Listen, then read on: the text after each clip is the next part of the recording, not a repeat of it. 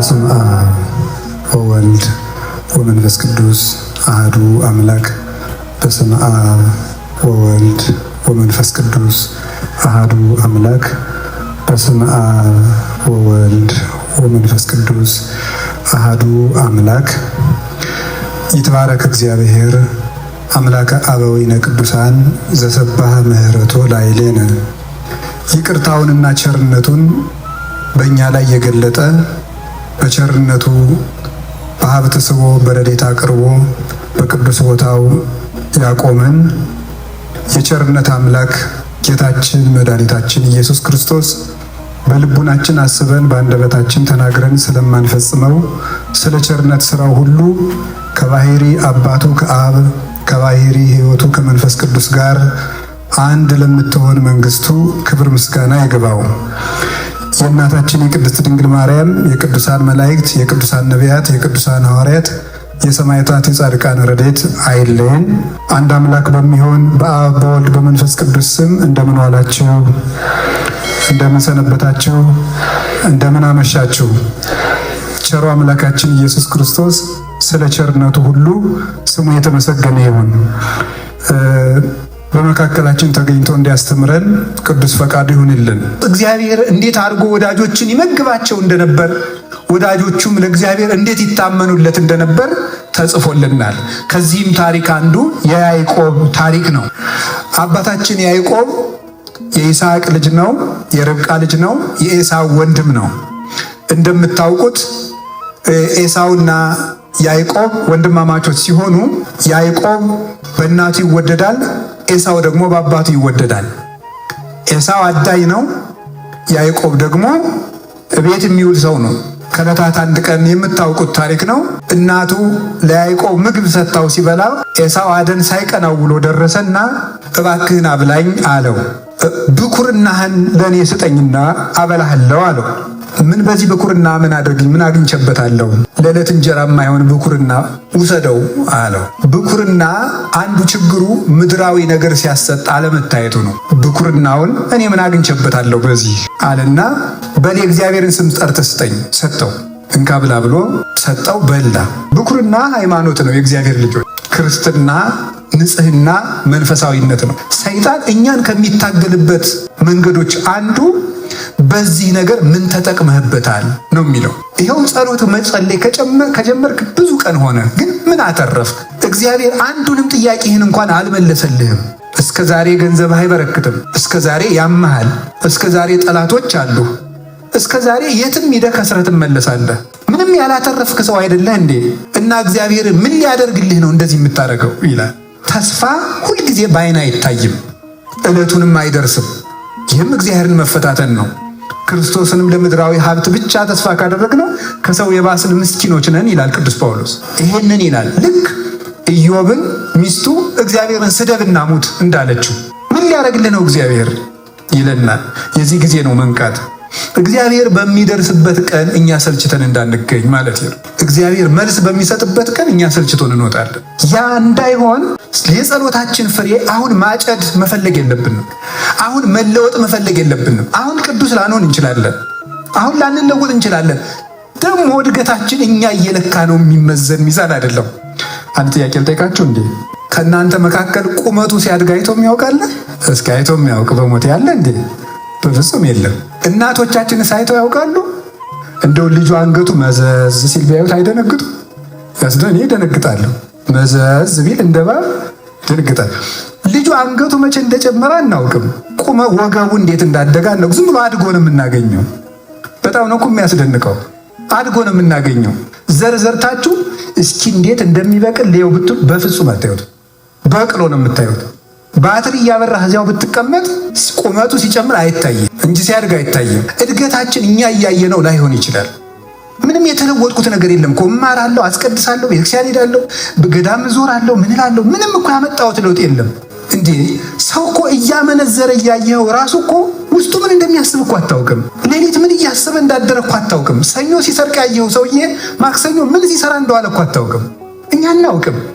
ለመሬ ከፈያታዊ ወዘማዊ በል በአይቲ አምር ለማይቀድመኒ በወይ አውስተ ገነት ከመፈያታዊ ዘይማን አንተ ሰው ሌባ ወይም ወንበዴ ወይም ዘማዊ ብታይ ይሄ ሰውዬ እንደ ፈያታዊ ዘይማን እኔን ቀድሞኝ መንግስተ ሰማያት ይገባ እንደው ምን አውቃለሁ እያልክ ለፍ ይላል። ምን አውቃለሁ እያልክ ለፍ። ሰው እንደምናየው አይደለም፣ ሰው እንደምናስበው አይደለም። እናማ ገበሬው ሳያውቀው ዘር እንደሚያድግ የሚሰብከው ሳያውቅ ተሰባኪው ያድጋል። እኛም ሳይገባን አድገን ይሆናል። ስለዚህ ለውጣችንን ማረጋገጥ የለብንም፣ የቀረንን ለማስተካከል ነው እንጂ የጸሎታችንና ደግሞ የልፋታችን ፍሬም አሁን ማጨድ መፈለግ የለብንም። እኔ ተስፋዬ ጤና አይደለም፣ እኔ ተስፋዬ ሀብት አይደለም፣ እኔ ተስፋዬ የሰው መውደድ አይደለም፣ እኔ ተስፋዬ ክርስቶስ ነው። ክርስቶስ እስካለኝ ድረስ የጸሎቴ ምላሽ ምንም ይሁን ምን ከጌታዬ ጋር እኖራለሁ ማለት አለብን እንጂ እንደ ኤሳው ሰይጣን ሁልጊዜ ስትተኙም ውዳሴ ማርያም ስትደግሙ ዳዊት ስትደግሙ ንስሐ ስትገቡ ንስሐ ገባህ አልገባህ ምን አምጥታል ቢላችሁ ለሰይጣን ይመልሱለት። ብኩርናውን ሸጠና ከዚያ በኋላ ከዕለታት አንድ ቀን ይስሐቅ እንዲህ አለው፣ ልጄ አደን አምጣና እስቲ አብላኝና ልመርቅህ በሉ። አብላኝና ምን ልበል ልመርቅህ ነው። ይኸው ጊዜ የሚገባውን አሁን ይሄ የከተማ ሰው አጓጉል ብልጠት አለው። በጣም ይቅርታ አድርጉልኝ። ማጠቃለል አይደለም። እሺ ማጠቃለል እኔ ማጠቃለል አይደለም። ይሄ ባልማርም ሲሉ እንደምሰማው ጄኔራላይዜሽን የሚባል ነገር ነውር ነው። አበበ ሌባ ነው፣ ሊሆናል ሰው ሁሉ ሌባ ነው፣ እንደዚህ ነውር ነው ተብሎ ፍሬሽማን ኮርስ ተምራችሁታል እናንተ። እኔ ሰምቼ ነው። እና አሁን ምንድነው ይሄ ማጠቃለል ነው። እኔ ማጠቃለል አላልኩም፣ እንደሱ አላልኩም። እያልኩ ያለሁት ግን ምንድነው አጓጉል ብልጣብልጥነት አለ። ቤተ ክርስቲያንን ጠበቅን መስሏችሁ እባብ ያየ በልጥ ደነገጠ እንደሚባለው ብራውን ለቤተ ክርስቲያን ምን ያደርግላታል? ያንተን ድካምህን የምትሸፍን ቤተ ክርስቲያን እንዳትደክም ማበረታት ነውር ነው እንዴ? ነውር ነው ወይ? ቅዱስ ጳውሎስ እኮ ብሏል፣ ተራራ የሚያህል ስብከት ሰብከን ድንብላል ያህል ብንበላ ምንድነው ነውሩ ብሏል እንዴ? እንኳን እንጀራ እኮ አይናችሁን ልትሰጡኝ ይገባል አለ ቅዱስ ጳውሎስ። አይናችሁን ሁሉ ልትሰጡኝ ይገባል። ምክንያቱም እኔ የሰጠኋችሁ ማንን ነው እያለ ነው? ክርስቶስን ነው እያለ ይገባል። ነገር ግን ጳውሎስ እኮ የሚያስተምረን እንድናበላው ብሎ ነው እንዳትሉኝ ከእናንተ የማንም ዕዳ የለብኝም ይላል። ድንኳኔን እየሰፋው ኖራለሁ ይላቸዋል። ቤተ ክርስቲያንን ስንሰጣት ትሰጠናለች። ትክክለኛ ንግድ ማለት ለቤተ ክርስቲያን መስጠት ነው። እውነት ነው የምነግራችሁ ከልቤ። እዚህ ስሰማ ነው ሰው አሁን እዚህ መኪና እንዳይሰረቅ የሰፈር ሰዎች ተሰብስበው የሆነ ዘበኛ ይቀጥራሉ አሉ። መኪናዎቻቸውን የሚጠብቁ 50 ብር ሊሆን ይችላል፣ እኔ አላውቅም ስንት እንደሚከፈል። መኪናውን የሚጠብቁ ፓርኪንጉን የሚጠብቁ ዘበኛ፣ የጋራ ዘበኛ ይቀጠራል። ያን ብር የምታወጡት ለምንድን ነው? የምታወጡት የበለጠ እንዳይወሰድባችሁ ነው። የበለጠ እንዳይወሰድባችሁ የ5 ሚሊዮን ብር መኪና እንዳይወሰድ አላውቅም ስንት ሚሊዮን እንደሚሸጥ 5000 ብር ልትከፍል ትችላለህ። እግዚአብሔር ከ10 ብር 1 ብር የሚለምነን 9ኙን ለመጠበቅ ነው ይላሉ ሊቃውንት። እንዲሁ እኮ ይገርማል። ደግሞ ራሱ የሰጠውን ብር የሚለምን እንደሱ ያለ ቸርማን አለ። ራሱ የሰጠውን ጉልበት፣ ራሱ የሰጠውን አንደበት የሚለምን ቸር ተቀብል ስጡኝና ከኔ እጅ በርክትላችሁ እኮ ነው። አልሰማችሁም እንዴ? ሰምታችኋል እኮ 5 እንጀራ ከክርስቶስ እጅ ሲደርስ 5000 ሰው ሊያበላ በርክቶ አልተመለሰም? ከእጄ ይበርክትላችሁ ለማለት ነው። ስጡኝ የሚለው ከኔ እጅ በርክቶ ወደ እናንተው ቤት ይመለስ ለማለት ነው። እኔ እውነቴን ነው። ለቤተ ክርስቲያን ውለታ እንደዋላችሁ መቁጠር የለባችሁ። እኔ እንደውም ከህሊናችሁ እንዲጠፋ የምፈልገው እንድትሰጡ ብቻ ሳይሆን ሰጣችሁም ቤተ ክርስቲያን እኮ እኛ የሰራናት እኛ የምናኖራት ብላችሁ እንዳታስቡ ነው። እየነገዳችሁ ነው። ጥያቄ ልጠይቃችሁ።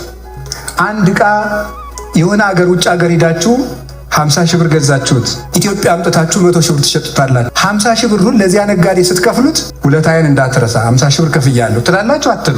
ለምንድን ነው የማትሉት? ለራሳችሁ ትርፍ ስለሆነ። ለራሳችሁ ለመነገጃ ያወጣችሁትን ብር ውለታ አድርጋችሁ ለምን ትቆጥራላችሁ? ትርፉ ለራሳችሁ ነው። የምንሰጥም ለቤተ ክርስቲያን ስንሰጥ ራሳችን ለማትረፍ ነው። ጸሎትንም እንደዚያው ውሰዱት። እግዚአብሔር በቀን 1 ሰዓት ስጡኝ የሚለው 23 ሰዓት ባርኬ እንድሰጣችሁ ብሎ ነው። በቀን 1 ብር ለዘበኛ አልከፍልም ካልክ ዕቃው እንደሚወሰደው ሁሉ ለእግዚአብሔር አልሰጥም ማለት ሌላውን በት ነው። አትጠብቀው። እጅን ከኔ ቤት አንሳ፣ ረድኤትህን ከኔ አርቅልኝ ማለት ነው። እንደዚህ ማለት የምንሰጠው ለዚህ ነው። ከዚያ በኋላ አብላኝና ልመርቅ ሲባል ኤሳው አደን ሄደ። ያዕቆብ ቶሎ ብሎ ከእናቱ ጋር ተባብሎ ተመሳጥሮ በጉን አርዶ የኤሳውን ልብስ ለብሶ አቀረብና ተመረቀ። በክርስትና መዘግየትም ዋጋ ያስከፍላል። ኤሳውን ዋጋ ያስከፈለው አንዱ መዘግየቱ ነው። ቀድሞ ብኩርናውን መሸጡ ነው። ኋላ ደግሞ ዘገየ። ያዕቆብ ግን ፈጥኖ በረከትን ተቀበለ። ለክርስትና ዳተኛ መሆን አያስፈልግም።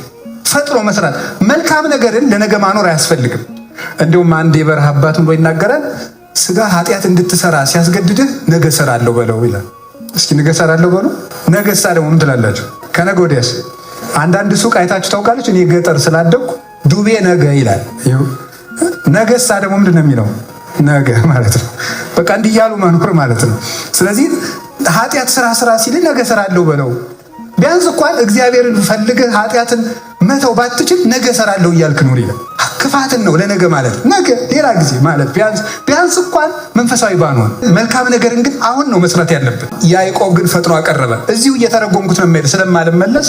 ያዕቆብ ክርስቶስ ነው ይላሉ አባቶቻችን። ለአባቱ የሚወደውን ምግብ ማቅረብ የቻለ እሱ ክርስቶስ ነው ይላል። ይስሐቅ የሚወደውን ምግብ፣ ይስሐቅን እግዚአብሔር አብ ብሎ እግዚአብሔር የሚወደውን መስዋዕት ያቀረበ ክርስቶስ ዘአይረገ ላቡሁ ርእሶ ዕጣነው መስዋዕተ ስሙረ፣ ራሱን ለአባቱ የተወደደ ንጹሕ መስዋዕት አድርጎ ያቀረበ እሱ ነው። አንከረ አብ እምዝንቱ መስዋዕት ይላል ዮሐንስ አፈወርቅ። አብ ከዚህ መስዋዕትነት የተነሳ አደነቀ። ሁላችን ለእግዚአብሔር ደስታ መሆን ስላልቻል፣ እግዚአብሔርን ስላሳዘን አንድ የሚደሰትበትን መስዋዕት ይሻ ነበር እኛን ይታረቀ ዘንድ። ስለዚህም የገዛ ልጁ መስዋዕት ይሆን ዘንድ ፈቀደ። እግዚአብሔር ወልድም ከአባቱ ጋር አንድ በሆነች ምክሩ ራሱን መስዋዕት አድርጎ በዚያ የተወደደ መስዋዕት ራሱን ከአባቱ ከመንፈስ ቅዱስ ከራሱ ጋር ራሱን አስታርቆ እኛን አስታርቆ በእኛ ተገብቶ መታረቂያ፣ ታራቂ፣ አስታራቂ ሆኖ እርቅን ፈጸመልን። ያዕቆብ የሚወደውን ምግብ ተቀብሎ ሰጥቶ ለአባቱ ለይስሐቅ በረከት ለልጆቹ እንደተቀበለ ክርስቶስ ራሱን ለአብ መስዋዕት አድርጎ አቅርቦ ለራሱም ጭምር ለልዩ በግ ራሱ በግ ነው። ለልዩ ሊቀ ካህናት ሰዋኢ ራሱ ሊቀ ካህናት ነው። ለልዩ ተወካፌ መስዋዕት ምስለ አብ ወመንፈስ ቅዱስ ከአባቱና ከመንፈስ ቅዱስ ጋር ደግሞ ራሱ መስዋዕት ተቀባይ ነው። ስለዚህ ያዕቆብ ምግብ አቅርቦ የተወደደ ምግብ ለልጆቹ በረከት ሰጠ። ክርስቶስ ራሱን ሰውቶ ለ12ቱ ደቀ መዛሙርቱ በረከት መንፈሳዊትን ሰጠ። እንዲህም ብለን ከቅዱስ ጳውሎስ ጋር እናመሰግነዋለን። ይትባረክ እግዚአብሔር አቡሁ ለእግዚእነ አምላክነ ወመድኃኒነ ኢየሱስ ክርስቶስ ዘባረከነ በኩሉ በረከት መንፈሳዊት ዘበሰማያት በእግዚእነ ኢየሱስ ክርስቶስ። ኤፌሶን ምዕራፍ 1 ቁጥር 4 ላይ በጌታችን በመድኃኒታችን በኢየሱስ ክርስቶስ በመንፈሳዊ በረከት በሰማያት የባረከን የጌታችን የመድኃኒታችን የኢየሱስ ክርስቶስ እግዚአብሔር አባቱ ይመስገን ብለን እናመሰግናል። መንፈሳዊ በረከት ስለሰጠን ከነዓንን አይደለም አሁን የሰጠን። ከነዓንን ቢሰጠን ኑሮ የሆነ ጊዜ ፍልስጤማውያን ያጠፏታል፣ የሆነ ጊዜ ፋርሳውያን፣ የሆነ ጊዜ ባቢሎናውያን ያጠፉብን ነበረ። አሁን ግን ማይጠፋ ርስት ሰጠን። እንደ ኦሪትን ጠብቀን ረጅም ዕድሜ አይደለም የሚሰጠን፣ የዘላለም ሕይወትን የሚሰጠን። ማርና ወተት አይደለም የሚያበላን የሚያጠጣን፣ ማር ራሱን ወተት ራሱን ነው የሚመግበን። መታሰቡ የጣፈጠ ኢየሱስ ክርስቶስ ጥዑም ስሙ ጥዑም ምግባሩ ጥዑም ዝክሩ ይላል ቅዱስ ሳዊሮስ ዘአንጾኪያ። ስሙ የጣፈጠ ስራው የጣፈጠ መታሰቡ ጥዑም የሆነ ክርስቶስ እሱን እንድንመገብ አደረገን። ያዕቆብ ለ12ቱ ልጆቹ በረከት ሰጠ። ክርስቶስ ለ12ቱ ደቀ መዛሙርት ይህን በረከት ሰጠ። ተሰዶ ሄደ። ከዚያ በኋላ ኤሳው በቅናት ሊገለው ስለነበረ ተነሳና ወደ ሶሪያ ሄደ። ወደ ሶሪያ ሲሄድ ይሄም የሶሪያ መንገድ ስለዚህ በእኛው ስጋ መካት ስለነበረበት ያዕቆብ በከነዓን አይደለ በሶሪያ ሄዶ ተሰዶ ትውልድ አፍርቶ መጣ። ያዕቆብ ብቻውን ሄደና 70 ነፍሳትን አፈራ። ሶሪያ ወርዶ ክርስቶስ ወደዚህ ዓለም ወረደና ነፍሳትን ሁሉ ምርኮ ማርኮ ወደ ሰማያት አረገ። አሁን ይህም ሁሉ ነፍሳት አማን ብለክሙ እሜ ወድቀት ተሰርናይ ዲበ ምድር ባይታ ትነብር ወመሰ ወድቀት ወሞተት ብዙኃ ፍሬ ትፈሪ።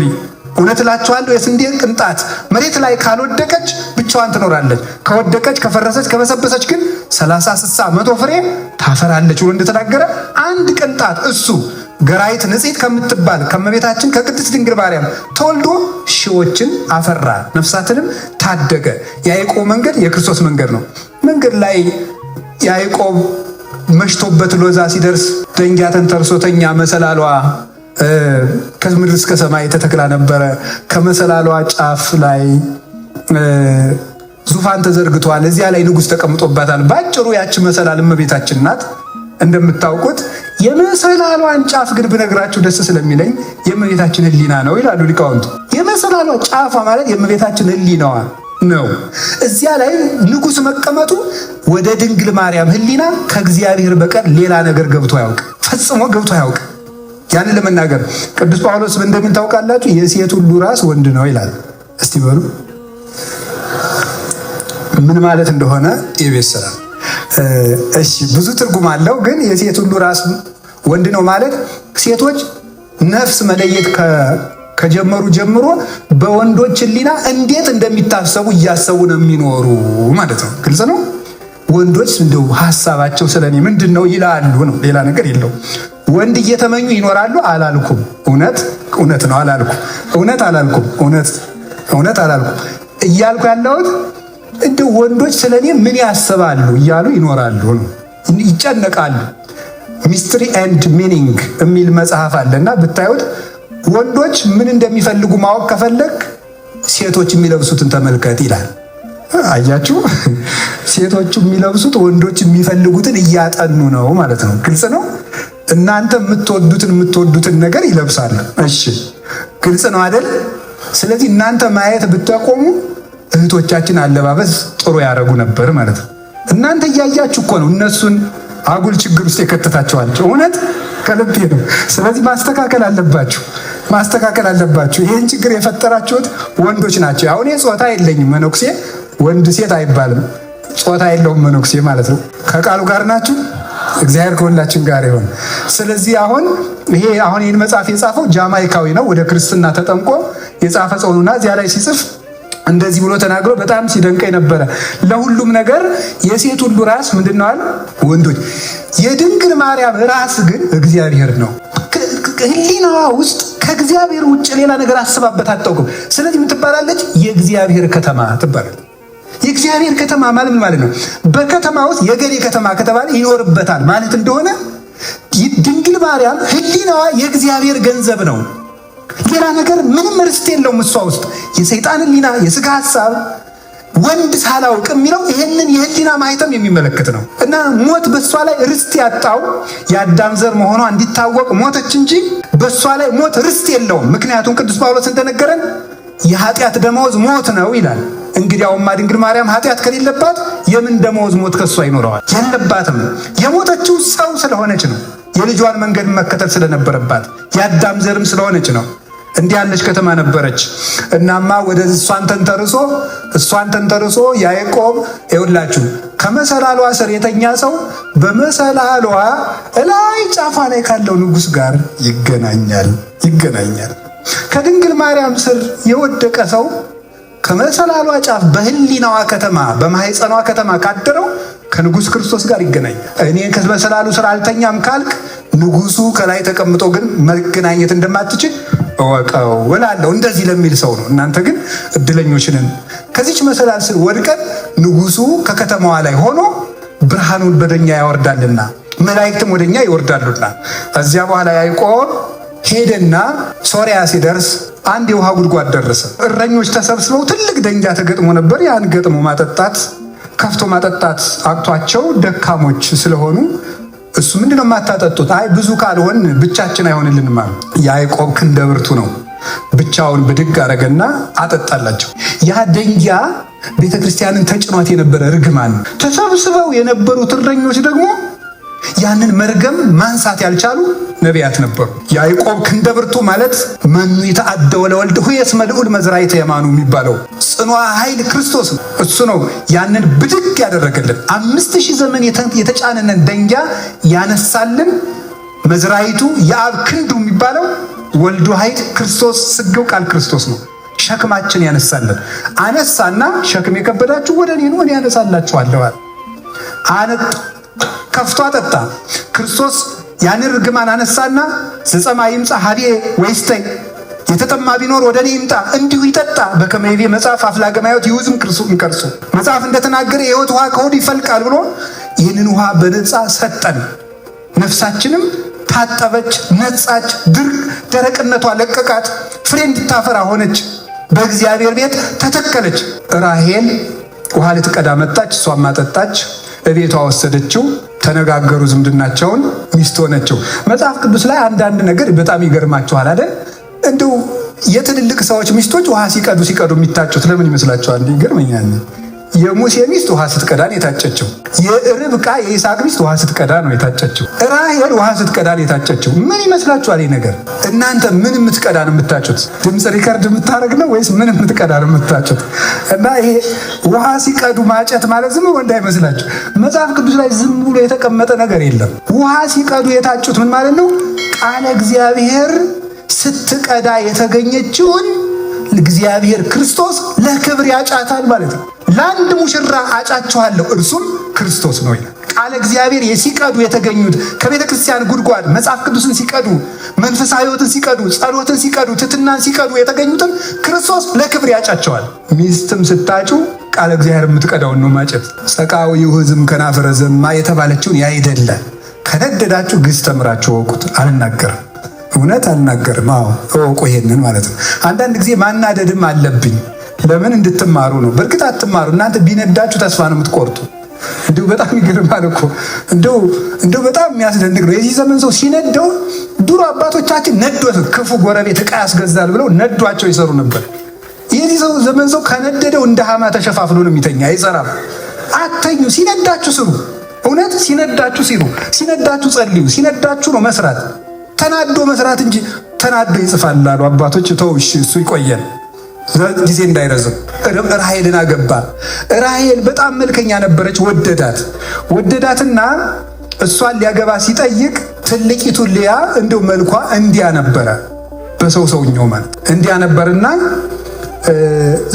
ባል ብዙ አልመጣላትም ነበር እና ትልቅ እያለ ትንሽ ስለማይዳር ራሔል ናት አሉና በጨለማው ልያ እንዳሩለት። በጣም ግርም የሚያደርገው እኮ ዲያብሎስ እኮ ስንቱን ልያ ራሔል እያስመሰለ ያቀርብልናል። እኔ ሴት አላልኩም፣ እናንተ ሰዎች ናዛኝን አላልኩም። እንዴ ሰው ልባችሁ ከሴት ብቻ ነው እንዴ ያለው? እኔ አላልኩም። እያልኩ ያለሁት ሌላ ነው። የማይረባንን ነገር የሚረባ እያስመሰለ ይሰጠናል ልላችሁ ነው። በምንወደው ነገር ተቀብቶ የሚገለን ነገር ሊቀርብልን ይችላል። በምንወደው ነገር ተሸፍኖ የሚያጠፋን ነገር ሊቀርብልን ይችላል። እሱ ነው ነገራቸው የፈለግኩት። በራሔል ስም ልያ ያቀረበችለት ሲያያት ልያ ሲነጋደል ሁሉ ስለ ያ መሆኑ የታወቀ አይምሯችን ሲበራልን ነው። ችግሩ የኃጢአት ክፋቱ የሚታወቀው ሰርተው ሲጨርሱት ነው የሚያስጠላ። ሲሰሩት አይጠላም፣ ሲጨርሱ ነው። ወሶበ ተረክቦ ለኃጢአቱ ይጸላ ያለው ቅዱስ ዳዊት ይሄንን። ከዚያ በኋላ እንዴት እንዲህ ታደርገኛለህ አለው። በል እንግዲህ ራሔልን ስጠኝ ካልክ ሌላ 7 ዓመት ተገዛ ነው። ለራሔል 7 ተገዝቶ ልያን አገባ። እንደገና ስጠኝ ሲለው ሌላ 7 አስገዛው። እንደገና ደግሞ ለደሞዝ አለና 7 ስንት ሆነ? እኔ መጽሐፍ ቅዱስ ላይ አንድ የሚያስደንቀኝ ነገር ለያዕቆብም እነዚያ ቀኖች እንደ ጥቂት ቀን ሆኑለት ይላል። ምክንያቱም ራሔልን ይወዳት ነበርና 21 ዓመት ስለ ራሔል ውበት ጥቂት ሆኖ ተነገረ። ይህን ሊቃውንቱ ሲተርጉምነት ስለ መንግሥተ ሰማያት ውበት ብዙ መከራ እንደ ጥቂት ይቆጠራል ይላል። ራሔል የተባለች መንግሥተ ሰማያት ስለሆነች እስመ ተስፋ ያቀልሎ ለጻዕረ ምንዳቤ ይላል ዜናው። ተስፋ መከራን ያቀላል ይላል። ከዚህ በኋላ መጨረሻ ላይ ላባ አጎቱ ዝም ብሎ እያታለለ ይገዛዋል። አንድ ቀን እንዲህ ብሎ ጠየቀ፣ ኢተአምርኑ ከመ ተቀነይኩ ለከ፣ እንደተገዛውልህ አታውቅም? ሚ መጠን እማንቱ እንስሳከ በኀቤየ፣ እኔ የጠበቅኳቸው በጎችህ ስንት ናቸው? እስመ ህዳጣን እማንቱ፣ ጥቂት እኮ ነበሩ። ወባረኮን እግዚአብሔር በእግረ ዚአየ፣ እኔ ወጥቼ ወርጄ ስጠብቃቸው ጊዜ የእኔ እግር ከአንተ ቤት ሲገባ ጊዜ እግዚአብሔር እኮ በእኔ በጎችህን ባርኮልህ ነው። ማይዜኑም እገብር አንሰ ቤተ ለርሴ፣ እኔ ለራሴ ቤት የምሰራ መቼ ነው አለ። እስኪ ርሱም በሉ፣ እኔ ለራሴ በሉ ቤት የምሰራ መቼ ነው በሉ። ማን ነው እንደዚህ ያለ? አባታችን ማን ነው? ያዕቆብ ነው። ሁልጊዜ ለአንተ 21 ዓመት አንድ ጊዜ በአንዲቱ ልጅ፣ በአንድ ጊዜ በአንዲቱ ልጅ፣ አንድ ጊዜ በደሞዝ እያመካኝ 21 ዓመት ለአንተ ቤት አኖርከኝ። ለእኔ ደግሞ ቤት የምሰራ መቼ ነው አለ። ከዚያ በኋላ ምን ልስጥህ አለው። መስጠቱን ተወውና እኔ የማፈራውን አትውሰድብኛል፣ መስጠቱ ይቅርብኝ። ከዚያ በኋላ ምን አደረግ? እኔ ዝጉርጉር በጎችን ልጠብቅ፣ ዝጉርጉር በግ ሲወለድ ለእኔ ይሁን፣ ሌላውን አንተ ውሰድ አለ። እሺ ያዕቆብ 3 በትሮችን አዘጋጀና አንዱን ቅጥልጣል አደረገው። ቅጥልጣል ማለት ዝጉርጉር ማለት ነው። ይሄ ማለት ለምሳሌ 5 ሴንቲሜትር እዚህ ላይ ይልጠውና እዛ ደግሞ ጥቁር ያደርገዋል። ቀጥሎ 5 ሴንቲሜትር ይልጠዋል። እንደዚህ ያደረገ ዝጉርጉር አደረገው። ቅርፍቱን ነጭና ጥቁር ሆነ ማለት ነው። ከዚያ ሁለቱን ጨርሶ ላጣቸው፣ አንዱን በትር ብቻ ዝጉርጉር አደረገው። በጎቹ ሲጠጡ ውሃ ሲጠጡ ያዕቆብ እነዚያን በትሮች እያሳየ ያጠጣቸዋል። ከኋላ አውራ በጎችና አውራ ፍየሎች አንድ ይሆናሉ። ፍየሎቹና በጎቹ እየጠጡ አውራዎቹ ደግሞ ከሴቶቹ ከአንስት በጎችና ፍየሎች ጋር አንድ ይሆናሉ። ያን ጊዜ ውሃውን እያዩ ሲጠጡ እነዚያ ወይም ደግሞ ውሃው ውስጥ ቅጥልጥል በትር ስላለ ዝጉርጉር በትር ስላለ በጎቹ ዝጉርጉር ጸነሱ ይላል። ሴቶች ሌላ ወንድ በተመኙበት ቀን ከባላቸው ጋር አድረው ልጅ ከጸነሱ ያኛውን ሰው የሚመስል ነው የሚጸንሱ። ተጠንቀቁ ማለት ነው። ስለዚህ ያ እንዳይሆን፣ እንደዚያ ከሆነ ምን ችግር ሊገጥማችሁ ይችላል? ምን ሲባል ያን ሰው የሚመስል ልጅ ወለድሽ እያለ ቢቀጠቅጣችሁ የራሳችሁ ጉዳይ። ስለዚህ ከባሎቻችሁ ውጭ አትመኙ ማለት ነው። ወንዶችም እንደዛው። በጎች እኮ ነው ያስረዱን መጽሐፍ ቅዱስ ነው። እኔ እንደዛ አላልኩም። መጽሐፍ ቅዱስ ሲጠጡ እንደዚያ ይጸንሱ ነበረ። ዝጉርጉር እግዚአብሔር እንድታያችሁ ሀብት እንደሚሰጠው ዝጉርጉር ሰጠው። ከዚያ በኋላ ያዕቆብ እንግዲህ አሰናብተኝና ወደ አባቴ ሀገር ልሂድ ብሎ በጎቹን ይዞ ልጆችን አፍርቶ 12 ነገድ ሆኖ 4 ሚስቶችን ይዞ ያዕቆብ ብቻውን ወጥቶ በስቶ ተመለሰ። ስለ ሁሉም እግዚአብሔር ይመስገን። እንዲያ ከሆነ ወደ ሐሳባችን እንምጣና ትምህርቴን ላጠቃለሁ። ያዕቆብ የተባለ ክርስቶስ ነው። እስኪ ክርስቶስ በሉ። ላባ የተባለ ዲያብሎስ ነው። ያዕቆብ እድሜ ዘመኑን ሁሉ ወይም 21 ዓመት ሲለፋ ይኖረ ስለማን ነው? ለማን ነው ሲለፋ ይኖረ? ለላባ። ይሄ 7 ፍጹም ነው። በዕብራይስጥ ታሪክ ባህል ለምሳሌ በእኛ ሀገር 10 ፍጹም ነው አይደል? ነው አይደለም? እሺ መሆኑን ልንገራችሁ። የሆነ ሰው አንተ 10 ጊዜ አጨቅጭቀኝ ብሏችሁ አያውቁም? 10 እኮ አልሞላም የጨቀጨቃችሁት። ምን ማለት ነው ታዲያ? ፍጹም ማለት ነው። ፍጹም አጨቅጭቀኝ፣ እባክህን አጨቅጭቀኝ ማለት ነው። በቃ ፈጽም አጨቅጭቀኝ እንደማለት ነው። 1000 ጊዜ ይጨቀጭቀኛል ሲል አሁን 1000 አልጨቀጨቀውም፣ ፍጹም ማለት ነው። እሺ አሁን ገብቷችኋል አይደል? 7 ቁጥርም በእስራኤል ባህል ፍጹም ነው። ይሄ 7 ቁጥር ፍጹም ስለሆነ 7 ፍጹም ነው። እንደገና 7 ፍጹም ነው። እንደገና 7 ፍጹም ማለት ፍጹም ለዲያብሎስ የሚገዛ ሰው ማለት ነው። የሚገዛ ሰው እና ለላባ መገዛት የሚያተርፈው ነገር የለም። ለራሴ የምሰራበት ጊዜ ስጠኝ አለው። እንግዲህ ለአንተ አልኖርም፣ ለራሴ መኖር አለበት አለ። ባጭሩ በትምህርቱ ማስተላለፍ የፈለግኩት ለዲያብሎስ ስንሰራ ከመኖር ያድነን። ለዲያብሎስ ጉልበታችን አልቋል። እኔ እውነቴን ነው የምነግራችሁ። ስለምትሰጡ ቤተክርስቲያን ስለምትጠብቁ ክብር ይገባችኋል። ግን ጉልበታችሁ ግን እየደከመ ነው። እስቲ ለዲያብሎስ ምን ያህል ጉልበት እንደከፈላችሁ አስቡ። ኢንተርኔት የሚፈጅባችሁን ጊዜ ታያላችሁ። እንደ አንዳንዱ ሰው እኮ ፌስቡክ እያየ ተኝቶ ፌስቡክ እያየ የሚነሳ ሰው አለ። ሰው ሲነግረኝ ነው። እኔ ፌስቡክ የለኝም፣ እውነት የለኝም። ተመልከቱ። እኔ ለራሴ ቤት የምሰራ በሉ በሞቴ በሉ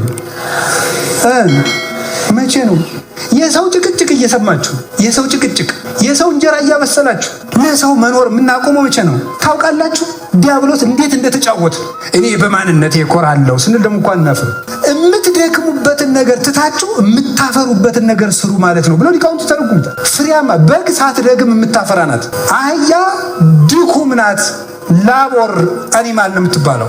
በግን ፕሮዳክቲቭ ናት፣ ፍሬያማ ናት፣ ታፈራለች እንጂ አትደክምም። አህያ ግን በከንቱ ጉልበታቸውን የሚፈጁ ክርስቲያኖች ምሳሌ ናቸው። ቁጭ ብላችሁ ቲክቶክ ላይ፣ ፌስቡክ ላይ፣ ዩቲዩብ ላይ ስትጨቃጨቁ የምትሉ ቁጭ ብላችሁ አይናችሁን ያጠፋችሁት ለዲያብሎስ ነው። የምትሰክሩ ለዲያብሎስ ነው። የምትሳደቡ ለዲያብሎስ ነው። እንዲሁ አሁን ክርስቲያን የሆን ይመስላችኋል? የክርስትና ጠብታ ሳል ከእናንተ የሚወጣው ስድብ፣ አንተ ግብዝ መጀመሪያ ከአንተ አይን ያለው ምሰሶ አውጣ ብሏል ጌታም በወንጌል። ቅድመ አውፅ ሰሮ የማይንከ ከዚያ በኋላ ወንድምህን ጉድፍ አጥርተህ ታያለህ። የመፍረድ ኃጢአት ሰልጥኖብናል። የተሰሩ ክርስቲያኖች የተሰራች ቤተክርስቲያንን ይሰራሉ፣ ያኖራሉ። ሃይማኖት መሰረት፣ ፍቅር ግድግዳ፣ ተስፋን ጉልላት አድርጋችሁ ራሳችሁን ስሩ። ለራሳችሁ መስራት ባይሆንላችሁ እንኳን ለቤተክርስቲያን ስትሉ ስራ ስሩ። እኛ እጅ የወደቀችውን ቤተክርስቲያን እኛን ወሩራ ጥላ፣ እሷ ግን ሐመርነ ዘይቀርቡ ሞገድ የሚባል ክርስቶስ ይቀስፍላታልና ቤተክርስቲያኒቱ ትሻገራለች። እኛ ግን እንዳንሰጥም። ስለዚህ እግዚአብሔር ሰዎች ከዛሬ ጀምሮ ለሰይጣን ሳይሆን ለራሳችሁ ቤት ስሩ። ለራሳችን ቤት እንድንሰራ እግዚአብሔር ይርዳን። ያስተማረን ልዑል እግዚአብሔር ክብር ምስጋና ይግባው። ይቆየን።